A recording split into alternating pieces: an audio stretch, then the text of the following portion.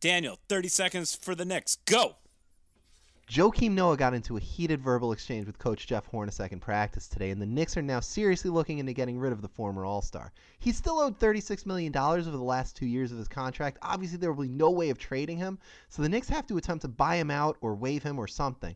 If the Knicks can get him to take $25 million up front, they could then stretch him and have his contract only cost the team $5 million a year over the next 5 years. After that, I'd say the next best option is to just waive him and let his salary count in full against the cap through the 2020 season. But either way, the Knicks have to get rid of Joakim Noah. He's become a distraction for the team, and he's getting in the way of the development of the younger stars. Oh, that's 30 seconds. Nailed it. Nailed it. Nailed it. That's Shane's life, everybody.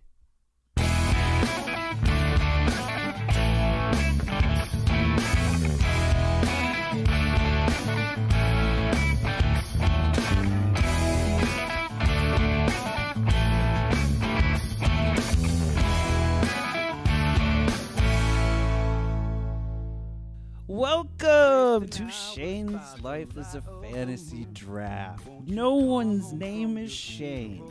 My name is John. My name is Daniel. My name is Shane. No. We just went over this. Nobody's name is Shane. I'm Greg. Hi, Greg. Thank you. Hey, everybody. Greg, what you Welcome to the drinking show. tonight? I'm drinking Double Mosaic Dream from Other Half Brewery, right here in beautiful New York City. I gotta say, I love Mosaic hops. Those produce consistently some of my favorite beers. It's a strong hop. Strong hop. I like the way they all piece together. Would you stop it? Terrible. What are you drinking, Daniel? I got myself a Lieutenant Dan IPA from Warhorse Brewing Company, a brother of Three Brothers Winery by Geneva, New York. I love that name. Lieutenant Dan? Lieutenant Dan. You ain't got Too no bad that beer legs. doesn't have a leg to stand on. That was the sound of me slamming my beer down at how hilarious that joke was as you both said it together. It was too good not to make. John, what kind of water are you drinking this evening? Today I'm drinking a can of something called Zenify. It is a stress relief elixir, zero sugar antioxidant supplement. I'm just glad that you're drinking that instead of trying to talk through it and use it as a microphone as you have been the last couple weeks. Yeah. So today, funny story, I have like $200 worth of audio recording equipment, and through the first 7 episodes of this show, I found out the hard way that I was using none of that because I was using my computer microphone. So if you'll notice today, I sound like I'm actually indoors and not speaking through a can with a string attached to it. Campbell's Chunky Soup. Yeah. Yeah. Which let's be honest, it was the potato chowder every time. I love that potato chowder. Are you kidding? I don't know if that's like the best Campbell's Chunky Soup, but I feel like every version of Campbell's Chunky Soup is some variant of potato chowder. That's yeah, the base. pretty much. Yeah, every That's the base for everything. Every cream soup is going to be about the same. Yeah, like I can't tell the difference between their clam chowder and baked potato soup. I don't know if anybody else can. If you can, please email the show. I'd love to get your thoughts. Or follow us on Instagram. Yeah, we have an Instagram now. You can check us out at Shane's Pod. Where we all have access to it, so it's not just going to be just one person. You can get 3 responses to your one question. Yeah. Yes. Slide in that DM. So if you don't, you get slid back 3 times. the triple DM slide. Ooh. If you don't, so if you don't like the first response you get, feel free to wait for the other 2. Maybe they'll be better. Almost for sure. Yeah. One of them is really gonna tickle your sweet spot, and that sounded worse than I wanted it to. Speaking of tickling a sweet spot, I think the Pistons have tickled their sweet spot. Oh my The God. Pistons. Breaking news We're- out of the NBA. we are breaking news right now, ladies and gentlemen. The Detroit Pistons have traded Tobias Harris, Avery Bradley, and some draft picks to Los Angeles for Blake Griffin. Wow. And who said Detroit wasn't on the up and up right now? Places to move. I mean, like you gotta admit, like the cost of living in LA is kind of high. Sometimes you just really want to head back to Detroit and get, a 10-bedroom house for the price of a closet in Southern California. I wonder if Blake to the murder Griffin. mitten. I wonder if Blake Griffin's going to buy the Silverdome. He could. They tried to blow it up. It didn't blow up. I imagine he should just buy the Silverdome and live there. It's probably at an excellent reduced rate. Well, yeah. Now there's a giant hole in it. So. Yeah. I'd be like, well, this building was already attempted to be blown up once, so maybe 50% of asking price. And the asking price was only like $4 million. Oh, But there's still 70% of the building left. Oh, listen to this though. The Pontiac Yes. Silverdome was just sold on Wednesday. What? I want you to guess To Blake Griffin. how much it was sold for. I'm gonna go. I think I thought I saw that the asking price was $4 million. So that's where I'm gonna be. $4 million for the Pontiac Silverdome. I'm going to say $307. Okay. Greg, you were closer. Okay. Oh, Okay. It sold for $583,000. Oh my God.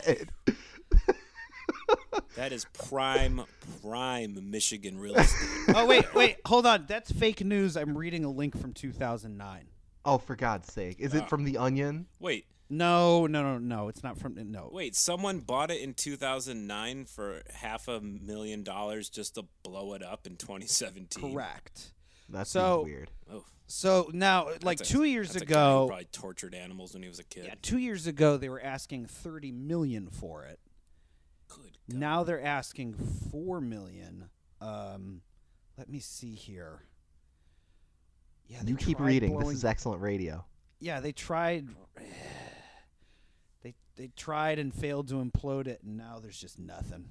Yeah, just nothing. Much like the Pistons roster. I'm not a fan of this trade for the Pistons. I understand what the Clippers are doing. They're not going to be able to compete this year. The team was falling apart once they lost Chris Paul. So getting rid of Blake Griffin and getting a first-round pick and other picks and other considerations from the Pistons, that makes sense from the Clippers' point of view. But I feel like the Pelicans just showed us that it takes 2 or more years to have any kind of progress when you're running 2 big men out like that. And Drummond isn't as good as Anthony Davis or Boogie Cousins, and Blake Griffin isn't as good as Anthony Boogie Davis. Cousins. So Well, if you I think just don't see what sense this makes for the Pistons. If you think about it, like, how does that make the current Pistons any different than the current Clippers were with DeAndre Jordan and Blake Griffin? Exactly. Yeah, we were just watching the Clippers struggle to win games. Now I understand the better teams in the East aren't as good as the better teams in the West, but the gap has been closed somewhat between the two conferences, and I just don't see how this is a good idea for the Pistons. I think this is unless it's leading to something more like moving Andre Drummond for a better wing. Unless it's leading to that in the offseason, then I don't see how this was any kind of a smart move. Yeah, because the Clippers were 9th in the West with Blake Griffin, and the Pistons are currently 9th in the East. Yeah. So I mean, maybe this puts them in the playoffs, which now they would like to make the playoffs because they don't have a first round pick. Yeah. I mean, the teams above them. I mean, there's not much of a gap. There's like a 3-game gap between 9 and 8, and then like everybody though in between. I would say the Heat and the Hornets are still realistically in that mix. So that's like 4 through 11 Right. in that conference. Anybody could come out of there. So really, the whole East is still in. Right. And the Pistons, to be fair, are only 9th in the East because they've lost 8 straight games. So I don't know if that was something that was done to just really shake stuff up. Nice save. Yeah, thank you. YouTube save. Useful. Yeah, because they were 22-18, and at one point 6 in the East, and now they're 9. So I don't know. They could still conceivably make the playoffs. Maybe Blake Griffin makes them better. Maybe in long term they make them better. But I feel like it's just the Clippers out East now. Yeah, I mean, I heard Adrian Wojnarowski talking about this on ESPN, and he he said, you can't really get a star player to sign in Detroit, and Griffin's under contract through, I believe, 2021. So, I mean, you have a guy who's in the prime of his career under contract for the next several years. So I can see where it makes sense on that end, but you're pairing up two guys who that strategy is from a bygone era. You don't want 2 7-footers anymore. It doesn't make any sense. When's the last time 2 7-footers worked?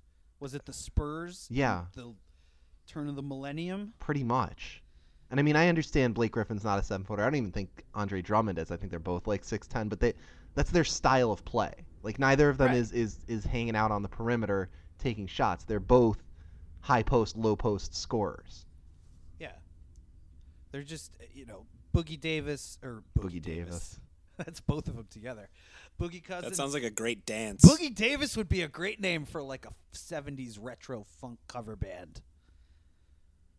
But yeah, or maybe another podcast. I think that's actually the first track on George Clinton and the P-Funk All-Stars new album. Boogie Davis. That Boogie Yeah, Davis. that Boogie Davis. Here's what I think about Blake Griffin. I just don't think he's that good. He's not worth the hype. He's not worth the trade. He's not worth bringing onto your team and try to make a team around him. He's not that kind of a player. He would have been 3 or 4 years ago, but you're right. Once I mean, how old is Blake Griffin right now? He's got to be close to 30.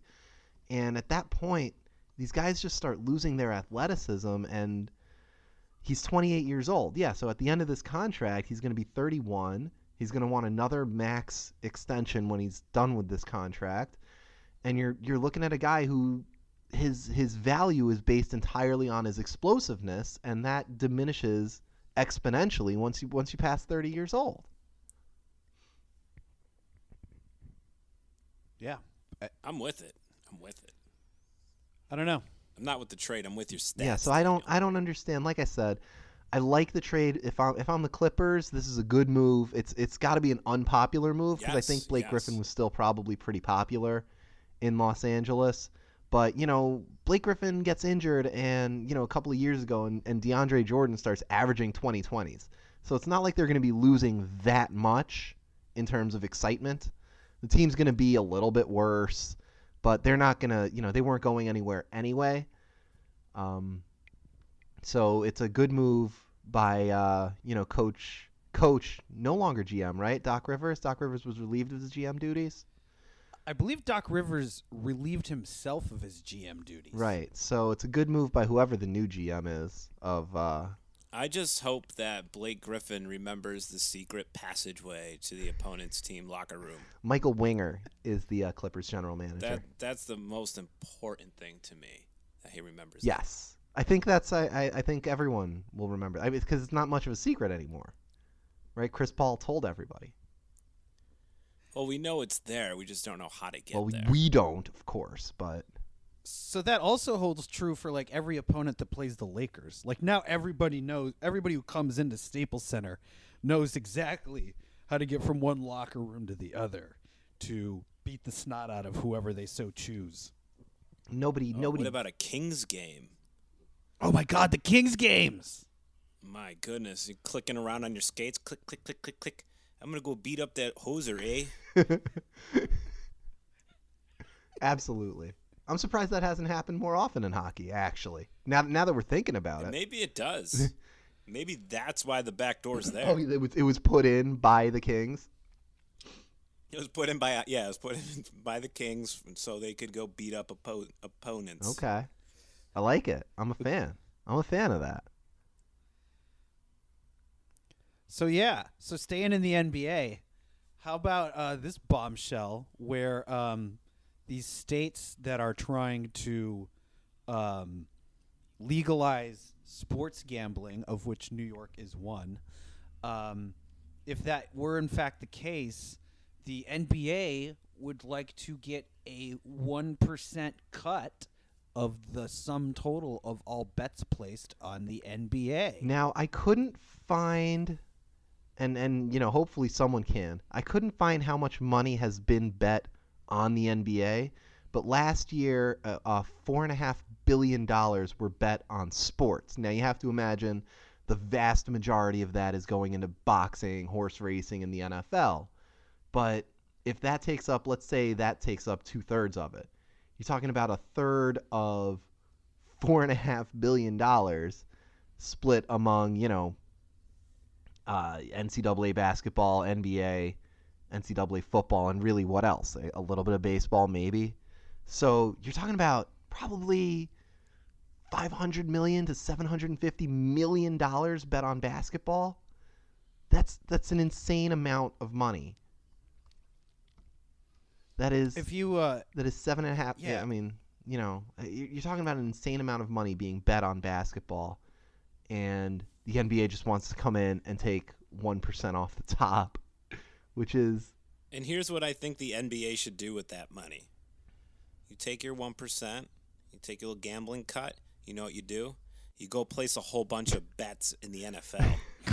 With that money. The stated purpose of that 1%, what the NBA representative said to the New York State Congress, what he said is that's it's an integrity fee to make sure that the gambling is being done, up to standards. I think it's a great idea just in general. It's like you're making all this money off my product.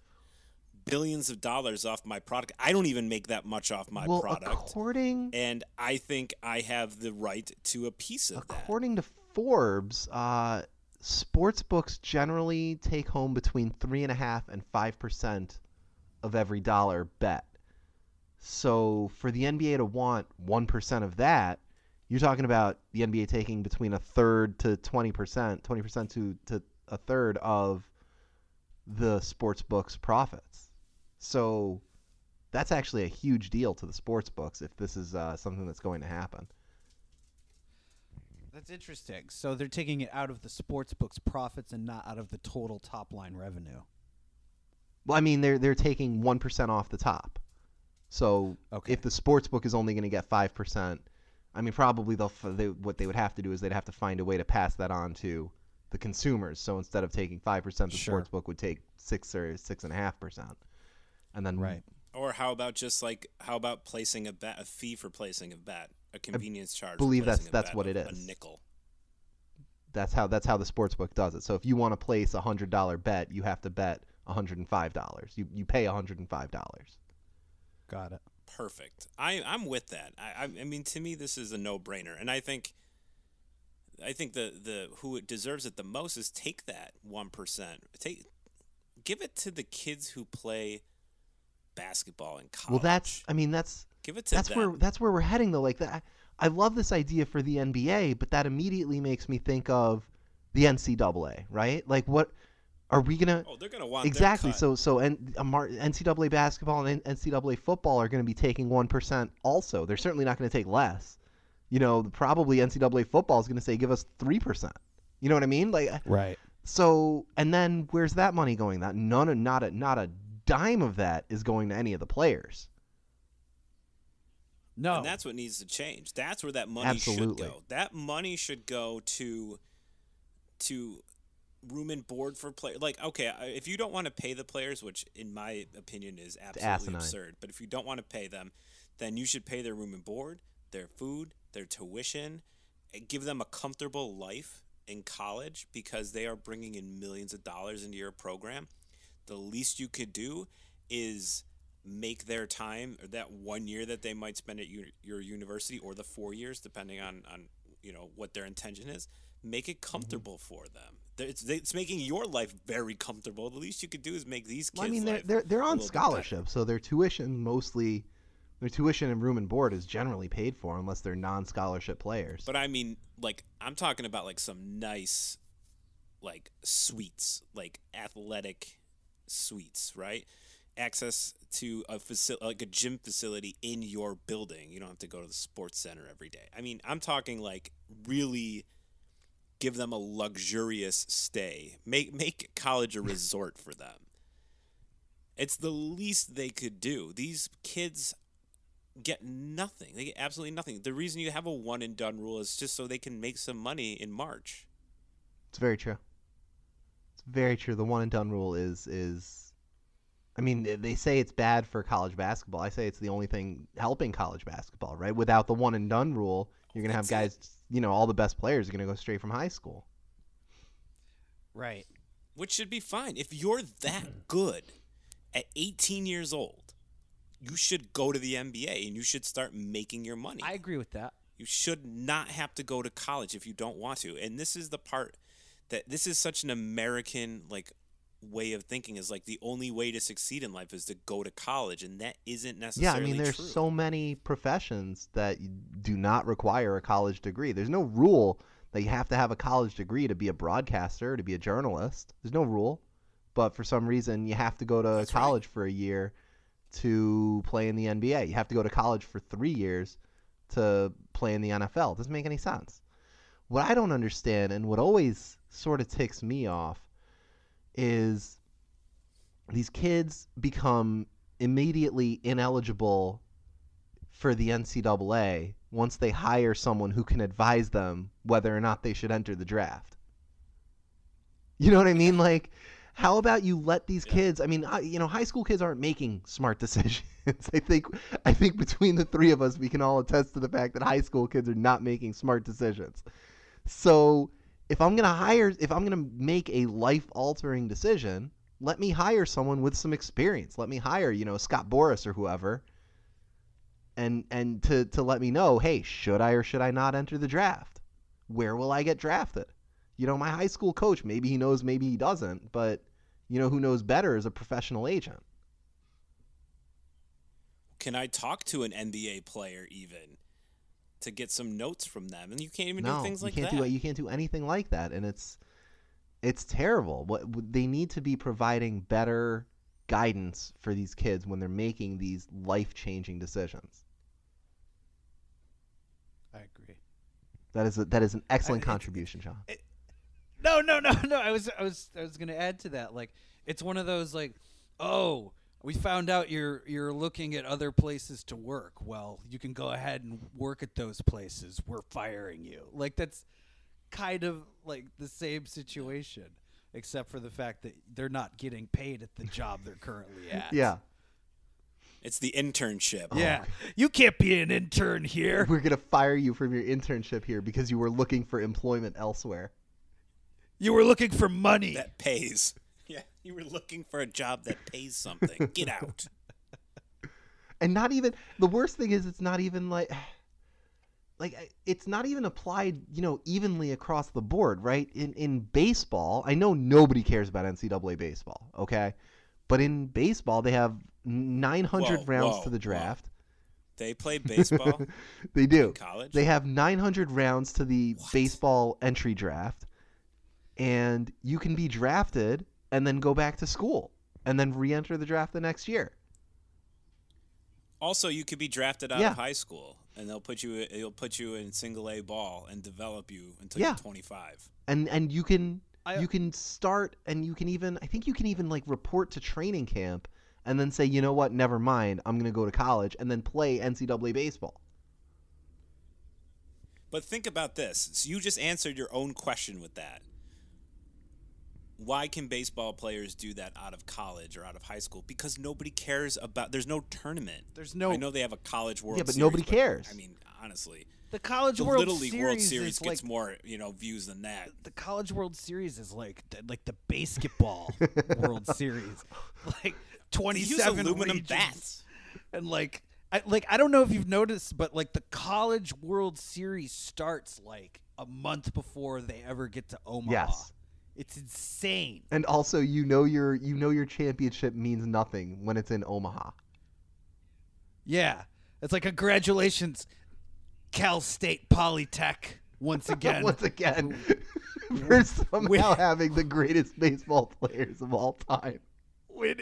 Winning your back-to-back. I'm sorry, Cal State Fullerton. Winning back-to-back-to-back Fred McGriff like baseball titles. Tom Amansky is shedding a single tear somewhere. Oh, God. Anyway, speaking of sports nobody cares about, let's talk more about baseball. Let's do it. Oh, the former So pastime. Chief Wahoo. I think we can all agree he looks like a Bugs Bunny cartoon version of what was once deemed to be the great Native American Indian. Chief Wahoo is no longer going to appear anywhere in the stadium where the current Cleveland Indians That's play. actually I gotta give a quick correction out there. They're actually going to continue with Chief Wahoo for this season, and get rid of him after this season. Oh, they're gonna Fans need to be weaned off of Wahoo. I brought that up only because that's a point that I think needs to be made. They've decided that it's horrendously racist, and they don't want to be associated with it anymore. But we're going to keep it around for one more year. I wonder if But let me sell some shirts and hats first. I wonder if and it's then we'll because get they're rid of like, oh God, we already printed. Yeah, exactly. All No, these. that's exactly what it is. They already printed all the shirts and the hats and whatever, and they're like, well, we got to sell them. We can't just get rid of them. We have to market this. Cut to a shot of a bunch Somewhere, of white Rick- people walking in, being like, "Oh, these are vintage now." Oh man. Somewhere Rick the Wild Thing Vaughn sheds a tear. Oh God, I went to a game in Cleveland last season, and there were more Rick Vaughn jerseys than there were Francisco Lindor jerseys. That's how sad baseball has gotten. That's how sad Cleveland is with baseball. I mean, if we're being honest, like Ricky Vaughn is probably the most famous Cleveland Indian of all time. This is true. Like, go ahead and like just name a Cleveland. Jim Indian Thome. Jim from Thome the just made past. the Hall of Fame. Yeah, Jim, tell me. Jim Thome played for like 4 teams. Ricky Vaughn was he was Cleveland. He was only Cleveland, except for when he went back to the minors. And, Which was in yeah, the and time when he he went played in to the jail. California Penal League. I love it. They remade The Longest Yard Ah. with Ricky Vaughn. It's great. But you know, there's something to like baseball teams like changing their logos up and changing their mascots. Let me give you an example. Let me give you a rundown of a really successful rebrand that I think should be called out here.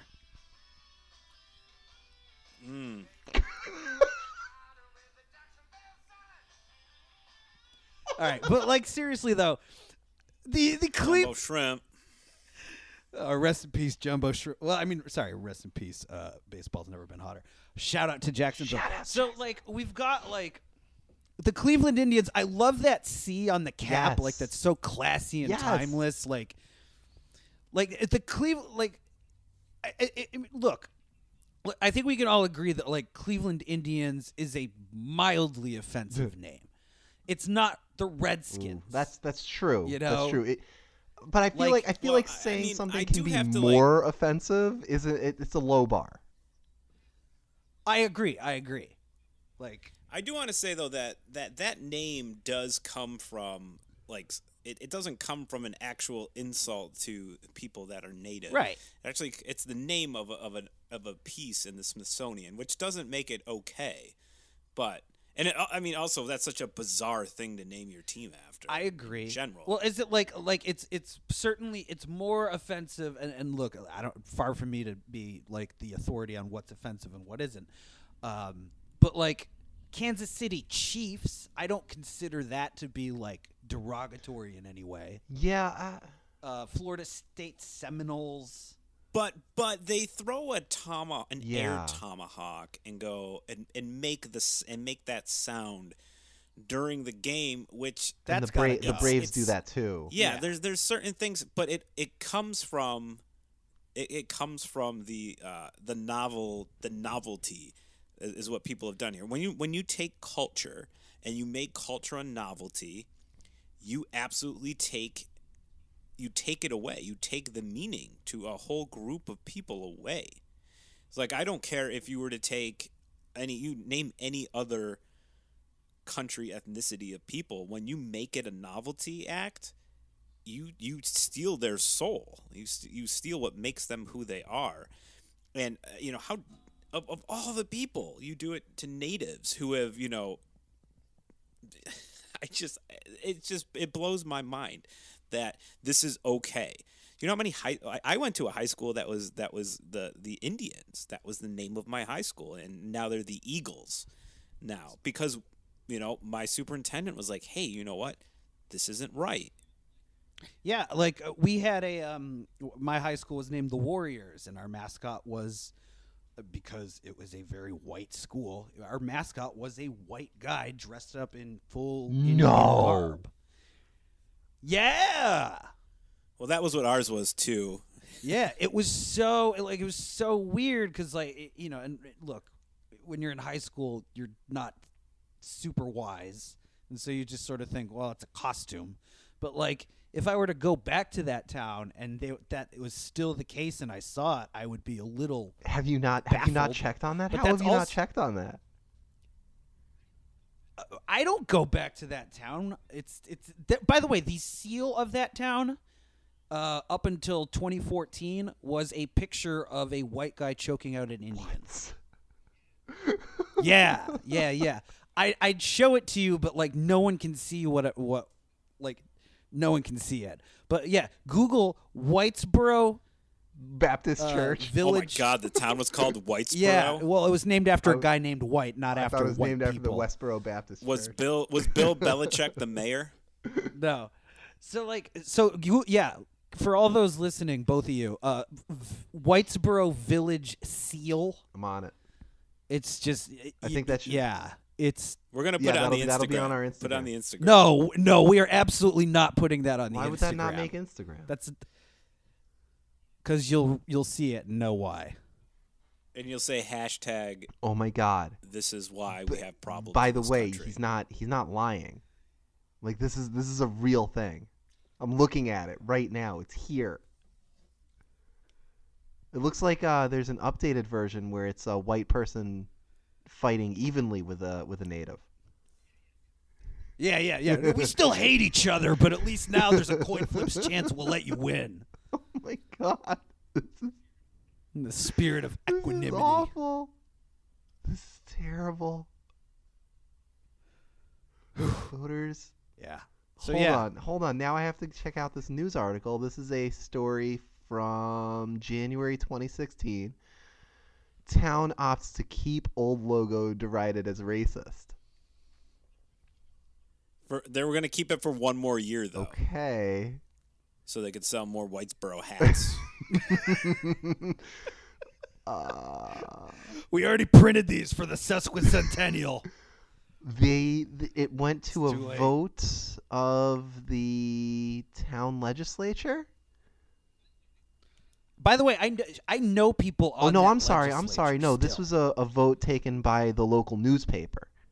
There were 212 people who voted, which I assume is almost the entire population of this town.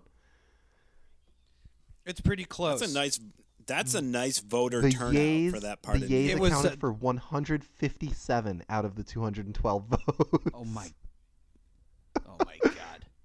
People wonder why I left. Oh my God. Everyone in that town Why is they a would have to be. Republican. It's brutal. It's the type of those are the type of people who, when I told them back in 2002, where I was like, "Oh, I'm moving to Buffalo," they all looked at me and they were like, "Doesn't it snow a lot there?" I'm like, "Bruh, you're a 3-hour drive and not south. Like, snows just as much here." Oh God. Unbelievable. Yeah, ignorance. is a hell So of a drug. total made field goals in the Super Bowl. 9 or more field goals is 50-1. And that's total across both teams. Under. Yeah, no, 9 Okay, is too okay. high. Well, is 8 or too more is high. 30 to 1. 7 or more is No, it's gonna be 4. 4. 4 is a 3 to 4 is a field 3 to 1. goals. Three for the Pats.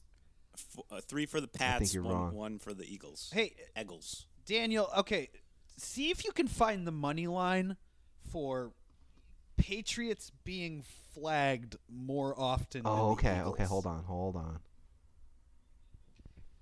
Well, while Daniel looks for that, there is something that I do want to bring up because I think it needs to be stated that people talk about the fact good defense wins championships, and the Patriots, we can all agree.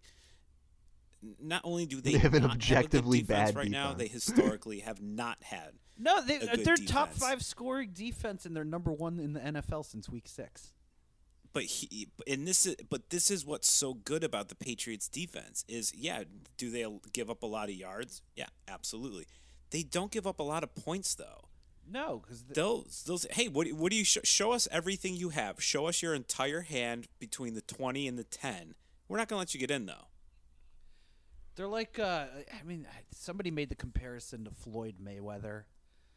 Yeah, I heard that. That was on First Take maybe. I don't know if that was that Max Kellerman. That sounds like a Max Kellerman. It might have been. Yeah. That's a Max Kellerman reference. If ever there heard was one, yeah. Max Kellerman, by the way, like super smart analyst and like makes Stephen A. look objectively better than Skip God, Bayless ever yes. did. But that's neither here nor It's there. but that's here, there, and everywhere. Stephen A. is. Yeah, I mean, Stephen A. is better than Skip Bayless by a very no long question. shot. But yeah, like Floyd Mayweather, like he lets you tire yourself out.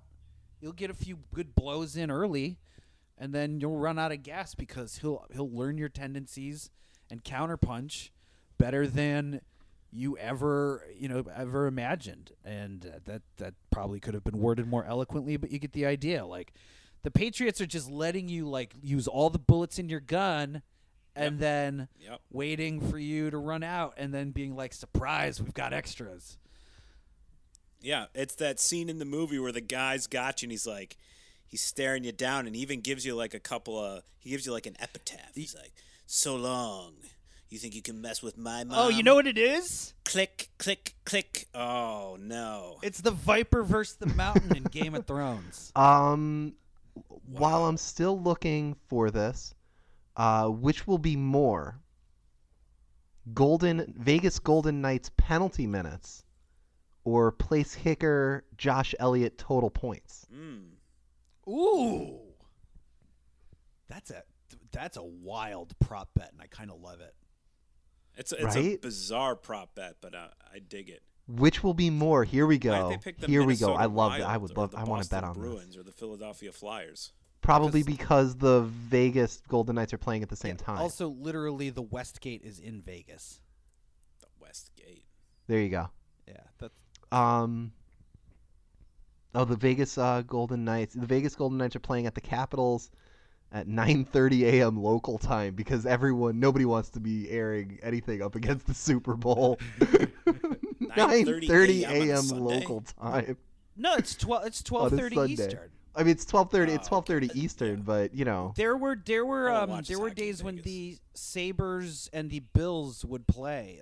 This only happened in the early 90s, obviously, but like the Sabres would play an afternoon game at home, and then the Bills would play in the Super Bowl. Like I distinctly remember going to one of those games, and yeah, you'd get up like super early, and you'd be like, "Why is there a hockey game at noon? This feels strange to me," but it was really cool. Which will be more Vegas Golden Knight penalties or New England penalties? Golden I think Knight that's an penalties. easy bet. That's Vegas yeah, Golden Golden Knights. Knights. Definitely the Sure. Knights.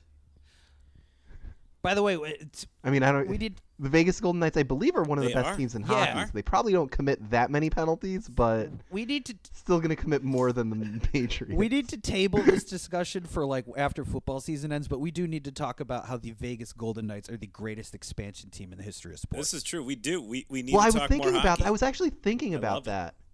I love I- where your head's at. I think it has a lot to do with the new, and it's not that new anymore, but the new contract structure in hockey. Like, nobody really knows how to give out good contracts in hockey.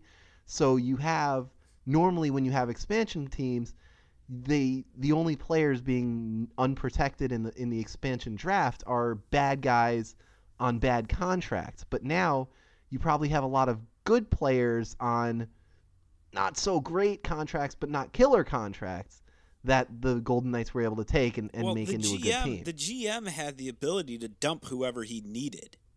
So the GM could be like, they had like so many gimmies. They're like, okay, well, I'm gonna dump this guy, and this guy, just because I can. And what they did is they just gave up too much talent. Right. I mean, that's Steph Curry made 3-point field goals versus Alshon Jeffrey receptions. That's a pick 'em. Oh, Steph Curry for sure. Steph Curry. My gosh. I mean, hold on. I don't think it's that. I don't think that's that. It's a pick 'em right now. So hold on. Alshon Jeffrey receptions versus Steph Curry made field goals. Made 3-point field goals. Oh, I still give it to Steph Curry. I think he could put up 7. I think Jeffries goes maybe 5 catches. I mean, he's shooting 43%. Hold on. Steph Curry basketball. Oh, you guys got to fill for a second. Ertz will go north of 7 catches, but Jeffries will probably go right around like 3 or 4. Right, but Steph Curry is making right now, he is averaging 4.4 3-point field goals per game this season. 3.4 for his career. So, I mean, you're only talking about 5 receptions to beat him. Who's he I playing? don't think it's happening. Who's he playing on Sunday? That's an excellent question. You're going to have to fill for another minute. I don't think, Alshon Jeffrey, he's not that big of a part of the Eagles' offense. Nick Foles and Carson Wentz both spread the ball around quite a bit. And they're also they throw to their tight ends. That's and they're a more run heavy. Yeah. They're a more run-heavy team than people realize. Oh, for sure. I mean, they got 3 incredible running backs. Yeah, they have the number. I wanted to say they have the number 1 or 2 rushing offense in the entire league. Yeah. Oh, Steph Curry's 3-point field goals are at the Nuggets on Saturday, February 3rd. I was looking at the schedule. I was like, they don't even play on Sunday, but no, they're going to take it from Saturday the 3rd. Yeah, I could see him. I could see him jacking up Oh, here's another pick 'em. Yeah. Kevin Durant points versus Tom Brady completions. Ooh, that's a great one. I like that one. Also against the Nuggets? Yeah, same game. Yeah, I'm gonna go with Durant points. I'm taking Brady. I'm taking Brady completions. Oh, is someone writing this down? It's recorded, Daniel. No, I hope we record this. Yeah, is anyone recording this? Oh shoot! I forgot to hit the record button. I love these basketball versus football bets. Hold on, I got Lillard points, Damian Lillard points versus the shortest field goal made. How much of a degenerate gambler do you have to be to pay attention intimately to both of those things? Marc-Andre Fleury saves -4.5 versus Nick Foles completions. Wait, there's a spread? There's a spread on the spread. I think if I'm reading this correctly, there's a spread. Yeah. There's a spread. So Nick Foles completions +4.5. I can't wait for the backdoor garbage time Nick Foles completion cover that just ruins whoever took that bet and bet 7 G's on it. Oh man. Here we go. Number of combined touchdowns versus number of shows it took for John to realize he wasn't actually talking into a microphone. That's John. I'm taking John every time there. That's not even be close. We're not gonna have 7 combined touchdowns. Wait, so you're saying we could have at least a 28-21 game? Right. I'm gonna say no. You're taking the microphone. I'm taking the microphone. No, that's the problem. The problem is that you didn't take the microphone.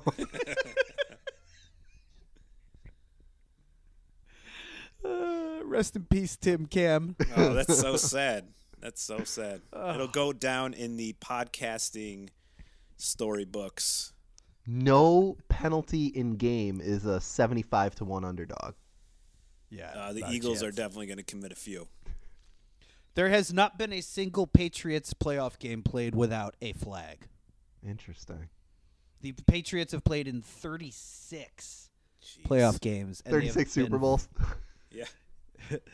They have gotten flagged less in 30 of them. Can we talk about Tom Brady, though, for a second? I don't know. Sure. I don't know if you guys have heard this. We don't talk anywhere near enough about Tom Brady. Well, I think it goes like first we talk the most about Jacksonville, and then Tom Brady would be number 2.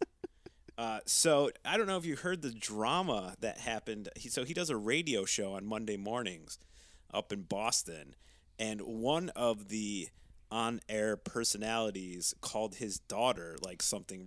And now, mind you, Tom Brady's daughter is 5. 5, not 25, but 5. And this on-air personality like calls her names, like absolutely absurd thing to do. And so, and I actually watched the documentary. I think it's very good. Say what you want about Tom Brady, but you can't argue with what he does. Somebody made fun of his daughter on the air on the show in which he calls into. And so on Unbelievable. Today he called in and he was like, "I'm not talking to you guys," and like hung up. Yeah, he okay, so it's first of all, it's WEEI, which if you know anything about WEEI, it is one of the biggest cesspools of like New England racism and misogyny in sports talk. Like it's a station with a bunch of blowhards, a bunch of barstool sports Saturday is for the boys type curmudgeons. It's like Rush Limbaugh and Bill O'Reilly had a sports show. This is what it would be. Right, exactly. Yeah. The official sports station of the alt-right. So, like, Kirk and Callahan is the show. And of course it is. I wasn't trying to give these guys any sort of publicity, but it looks like John Gorman's going to go and blow all the details out there. Like, I had this all written down. I just don't want to give them link in the bio. Yeah. So they called his daughter an annoying little pissant. She's 5. She's 5 years old. How would they know? Any parent, well, hold on. Any parent knows that every 5-year-old is an annoying little pissant. But that's not the kind of thing that you need to be saying on air about one 5-year-old in particular. Yeah, and someone else's child to boot. Yeah. I'm sorry, you but can't make fun of our pledges. Only we can make fun of our pledges. I was shocked when I read the story for several reasons. Number one, that you would do that to someone else's child. The other one, this is a guy who's gone out of his way to help you.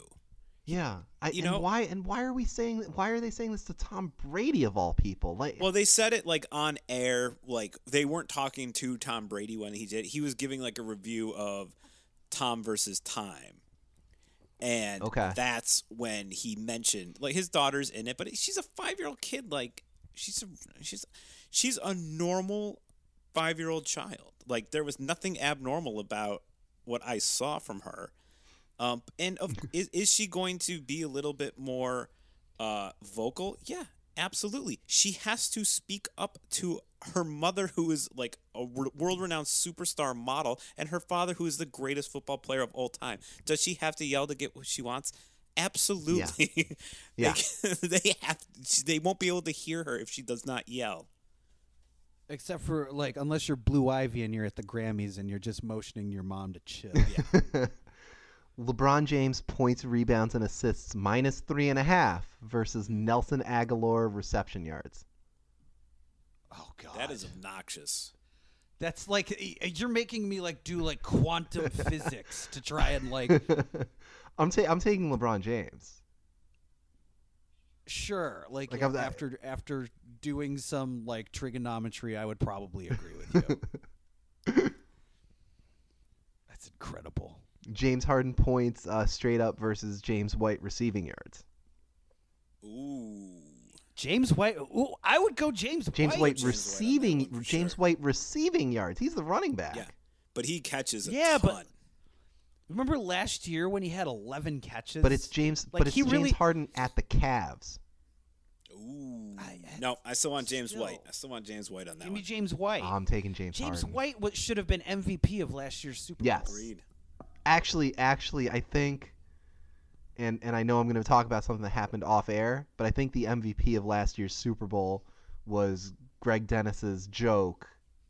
Even the black guy on the Patriots is white.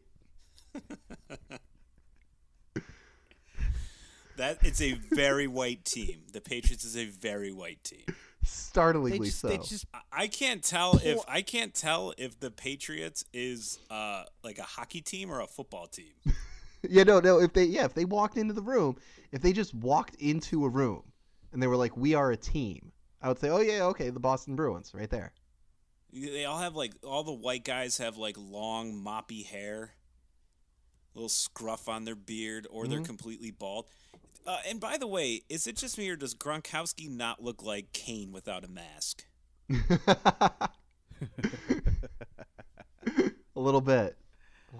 Mayor Kane. Rob Gronkowski reminds me of every dude I went to high school with. Yeah, I mean he's that Western New York to the bone. He's just he was on the football team. He was just that guy who was kind of liked by everybody, but didn't really have any redeeming qualities other than being really, really good at football. It's not Rob Gronkowski's fault, but I don't like him just because anytime he does any of those Gronkowski things, like any of those, stupid things, he says something stupid, does something stupid, I think to myself, what if he was black?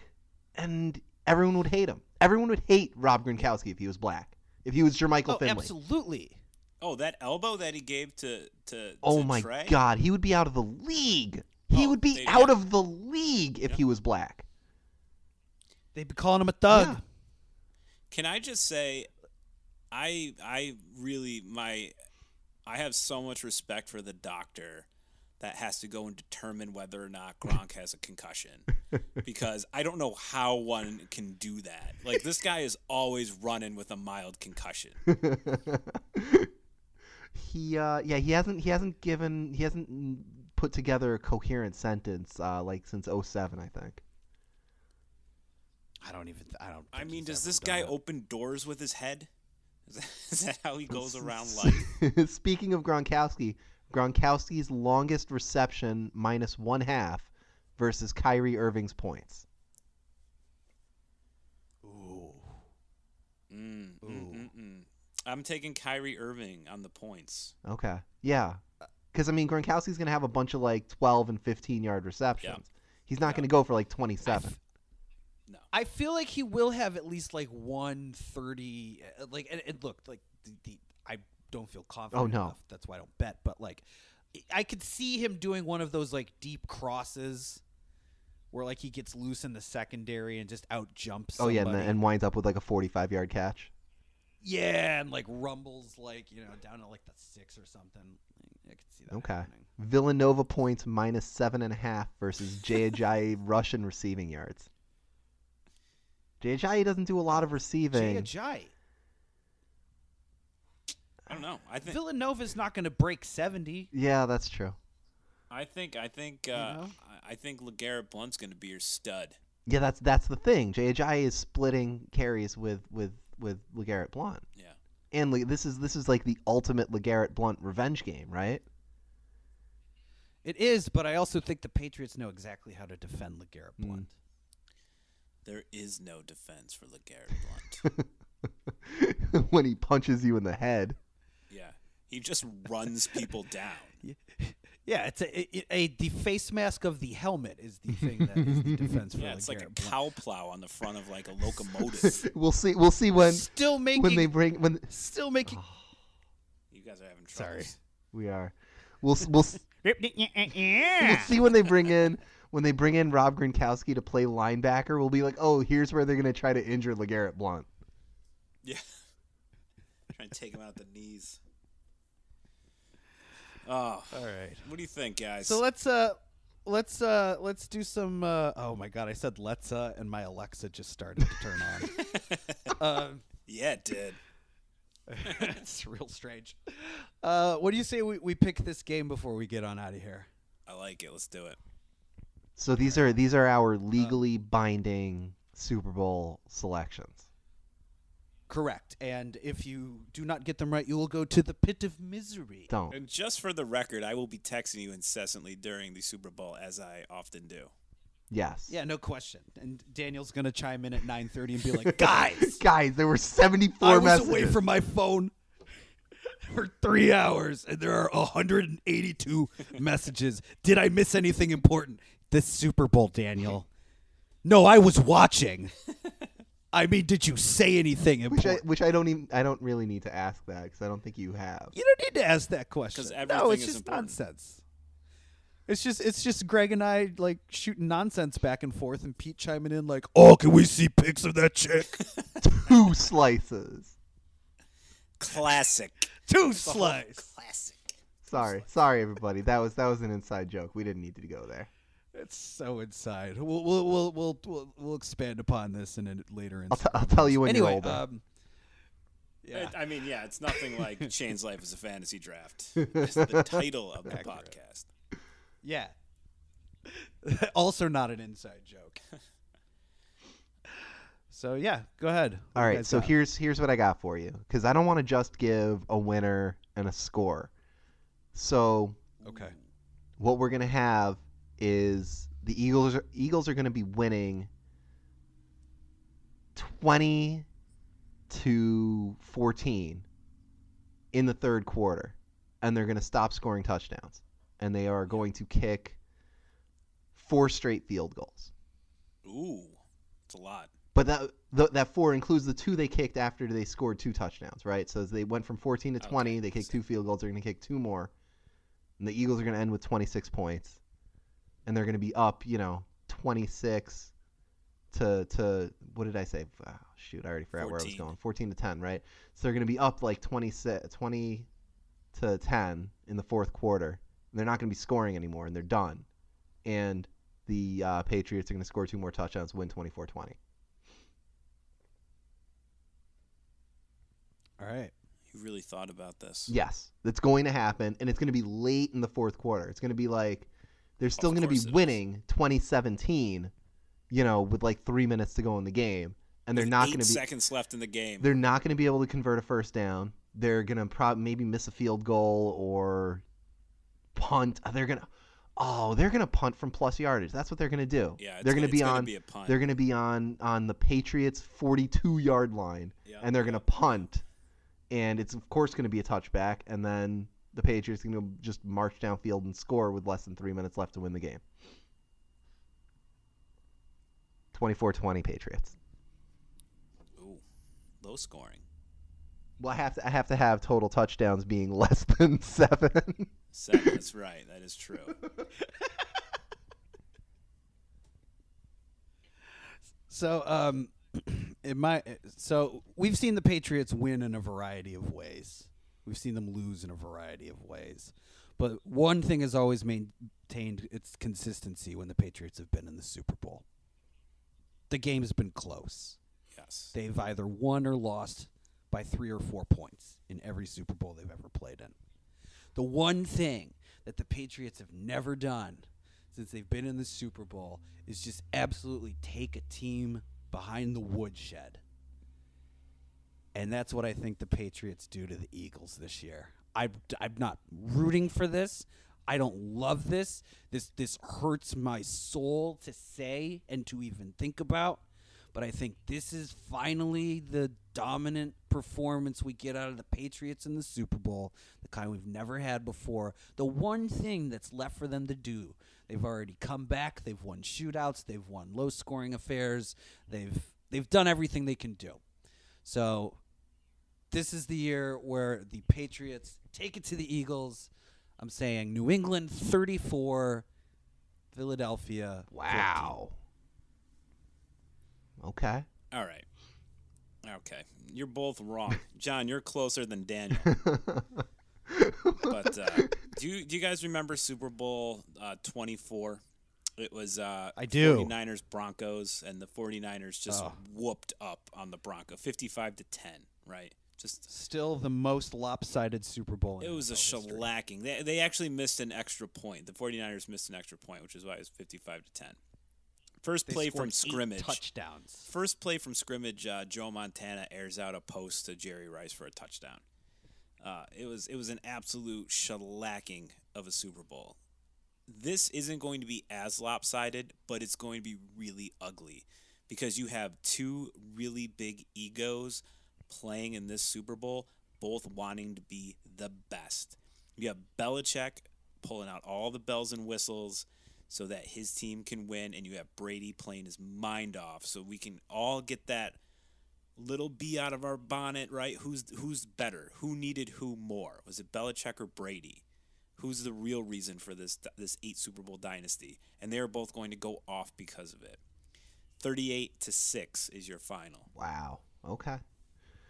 Wow. I disagree. I don't think it's going to be. I think the Eagles are going to be able to play them close, but they're going to get out to a lead and they're just going to get scared. I hope you're right. 38-6.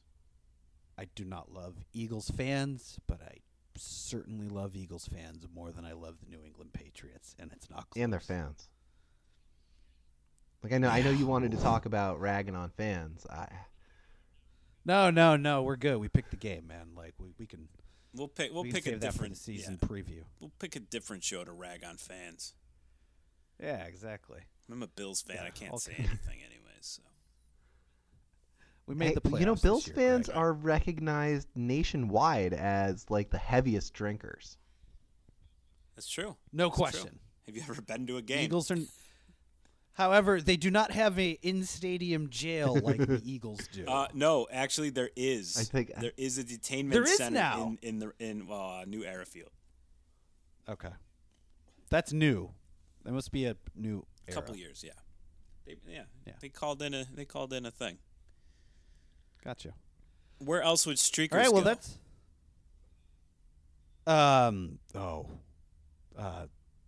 The 50-yard line. That was a handsome fella too. Handsome streaker at the Bills game. Very handsome. All right. Well, that's our show. The whole thing. I think we did a really nice job today. Solid hour. Tight 71 minutes. Sorry, I was 61. going to say Can't add. 71. We cut out somewhere. Can't do math. But yeah, that was Shane's Life as a Fantasy Draft, episode 8. And I am John. You can find me at johngorman.co. I write about things that are not sports. Greg, where can they find you at? You can find me anywhere on life's path. You can find Greg on the open road. You know. Keeping her easy for all us sinners. Yeah, that's where you can find me. Just strolling along life's little path. You can find the show on Instagram. Please follow us. We're at Shane's Pod. Yes. Shane's Follow Pod. us at Shane's Pod on Instagram. You can like the show. You can subscribe to Geeks Unlimited on YouTube. And, Shouts out. shouts out to Geeks Unlimited on YouTube. You can find us there. And if you're looking for us, you can find us. I think that's what we're trying to say here. Yeah, we're not hard to find. We are chill. Wasting hours by the light of the moon. Won't you come home from your funeral soon? Set the bar too high, I'm ducking below. If we fail in silence, no one will know. Don't you know that this is all that I wish I'd never be? I say your love is the highest let down. Your love is the highest let down. Your love is the highest let down. Oh, and I'm still breathing underground. Your love is the highest let down. Yeah, yeah.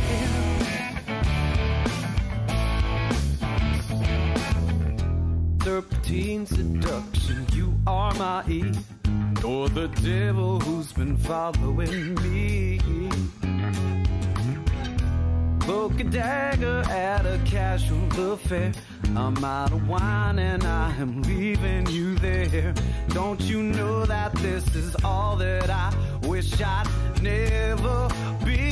I'll say your love is the highest let down. Your love is the highest let down. Your love is the highest let down. Oh, and I'm still breathing underground. Your love is the highest let down.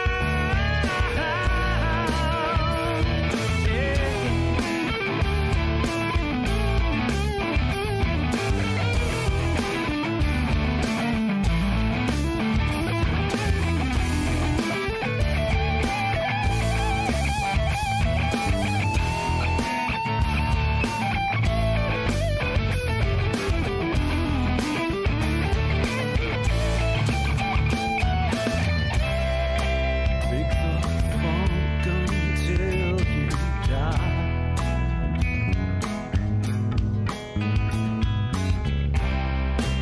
Raise your glass up to the sky.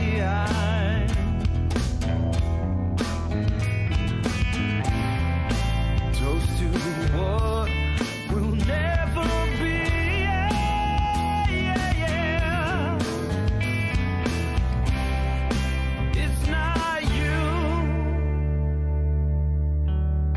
that makes me me.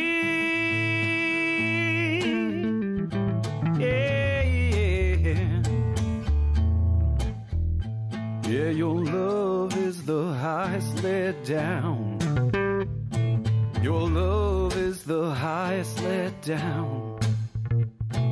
Your love is the highest let down. Oh, and I'm still breathing underground. I'm breathing